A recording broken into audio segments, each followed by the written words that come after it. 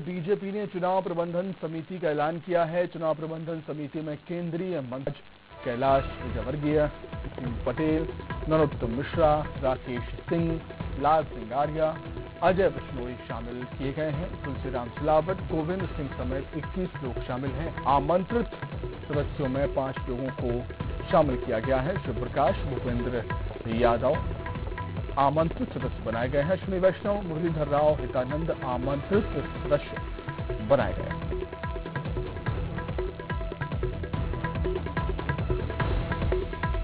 तो बड़ी खबर राजधानी भोपाल से चुनाव प्रबंधन समिति का ऐलान बीजेपी ने कर दिया है और इसमें है केंद्रीय मंत्री नरेंद्र सिंह तोमर, वीडी शर्मा, सीएम शिवराज, मंत्री सिंधिया, कैलाश विजयवर्गीय,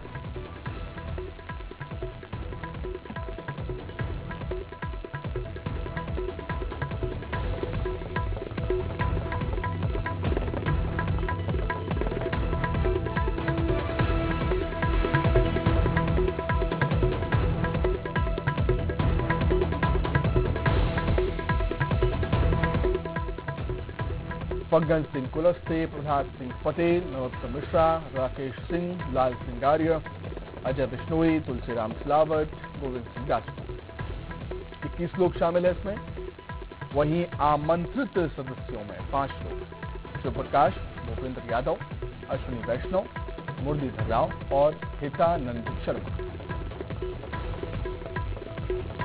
तो चुनाव की तैयारियों के बीच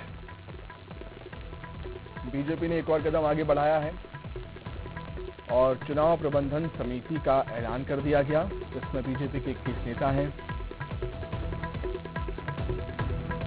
केंद्रीय कृषि मंत्री नरेंद्र सिंह तोमर हैं, एविएशन मिनिस्टर सिंधिया हैं, केंद्रीय मंत्री प्रहलाद पटेल हैं, प्रदेश अध्यक्ष वीडी शर्मा हैं, प्रदेश के मुखिया सीएम शिवराज हैं, राष्ट्रीय महामंत्री कैलाश विजयवर्गीय हैं, फग्गन सिंह कुलस्ते, होम मिनिस्टर नरोत्तम मिश्रा, राकेश सिंह, लाल सिंह आर्य, अजय बिश्नोई, तुलसीराम सिलावट, गोविंद सिंह राजपूत। वहीं 5 लोगों को आमंत्रित सदस्यों भी शामिल किया गया है। इसमें उनके नाम हैं शिव प्रकाश, भूपेंद्र यादव, अश्विनी वैष्णव, मुरलीधर राव और हितानंद शर्मा।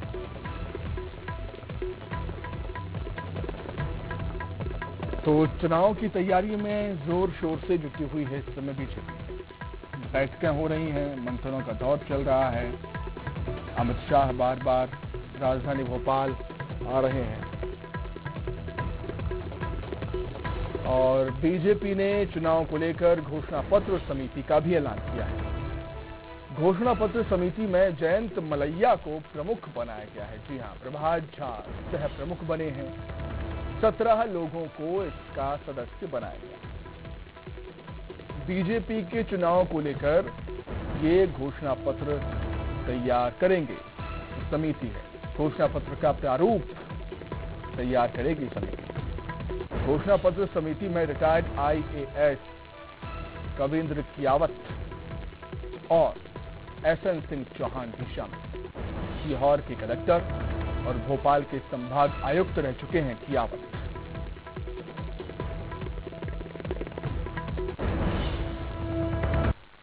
तो चलिए इसी पर अधिक चर्चा करने के लिए सीधे हम भोपाल का रुख कर लेते हैं। हमारे सहयोगी अनुराग हमारे साथ जुड़ गए हैं।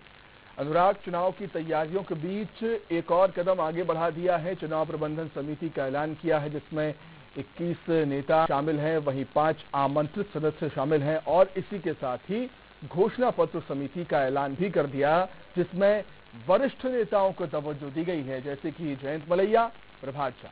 अनुराग, बिल्कुल, देखिए विधानसभा चुनाव के लिहाज से बीजेपी की ये 2 समितियां बेहद महत्वपूर्ण हैं, क्योंकि चुनाव प्रबंधन किस तरीके से होगा इसका फैसला इस समिति में शामिल सदस्य करने का काम करेंगे। किस रणनीति के तहत बीजेपी चुनाव में उतरेगी, इन तमाम बातों का फैसला यानी कि एक तरीके से हम कहें तो चुनाव प्रबंधन को लेकर जो बड़े फैसले होते हैं वो इसी समिति के जरिए किए जाएंगे। और इस समिति में बीजेपी के तमाम बड़े नेताओं को शामिल किया गया है। केंद्रीय मंत्री नरेंद्र सिंह तोमर, मुख्यमंत्री शिवराज सिंह चौहान और प्रदेश अध्यक्ष वी डी शर्मा से लेकर पार्टी के जो तमाम बड़े नेता हैं उनको शामिल किया गया है।